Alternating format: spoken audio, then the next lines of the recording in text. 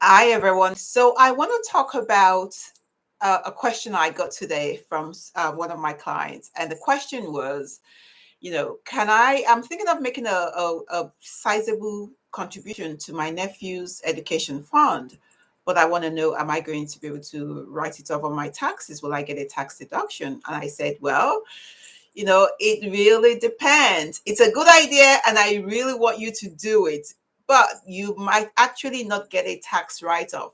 However, it's a good idea. So, what am I talking about? You can contribute to any education fund that's out there for your child, for an infant, for a baby, for a nephew, a niece, a friend. You can give them any gift. Right now, it's the holiday gift giving season, and we're all trying to be supportive of each other and of our family members and friends. But you don't have to just give regular gifts. You can give something different, and that is the gift of education.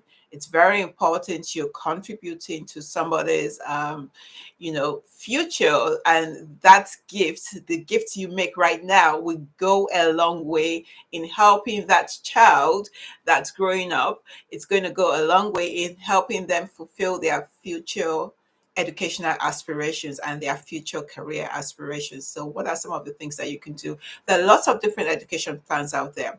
There's the Coverdell plan, there is the 529 plan. The 529 plan is what I'm going to talk about. That is a really good plan.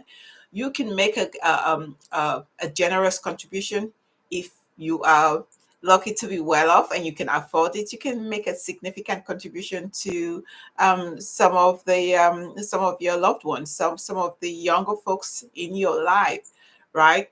So the 529 plan, there are two types of different plans. There's the savings plan, in which you actually it works similar to a 401k. You or the child's parents can open up a 529 plan. Now you want to open up the 529 plan so that you can take that deduction on your personal tax return if you are in a state that allows that deduction. Not every state allows a deduction for the 529 plan. On the federal level, it's not tax deductible. But what happens is that for your benefit, for the beneficiary of that plan, that is, you open the plan in that infant's name, your loved one's name.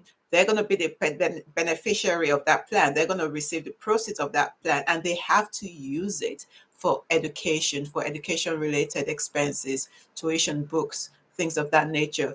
The plan is going to be able to grow tax free. You put it in a similar to a 401k. You can take a look at the investments. What kind of plans? What do you want to invest? What do you want to invest in? You want to make it a little bit safe. Don't go into a risky investment for your 529 plan. But what's going on is that the funds that you put in that plan, they're going to grow tax free. And when that child, that nephew, that niece, or that child, when they grow up and they want to go into college, as long as those funds are spent on education, you don't have to they wouldn't have to pay any taxes on it. They can withdraw that money. The parents can withdraw the funds and use it to pay for tuition. So that's the savings plan.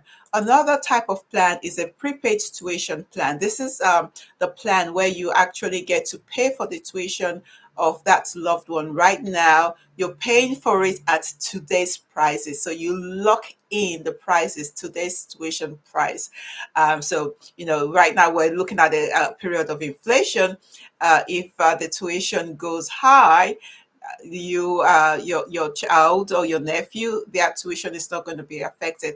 The problem with that is that you have to only specific colleges participate in those programs. So your beneficiary would need to go to one of the colleges that do participate in that plan.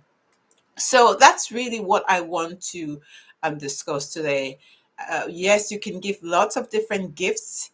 There are lots of different gifts ideas out there, but the gift of education is really important, and I would really encourage you to consider it. If you're still trying to think of what gifts can I get, what can I put underneath the tree, the Christmas tree? It's a couple days to Christmas. What can I do?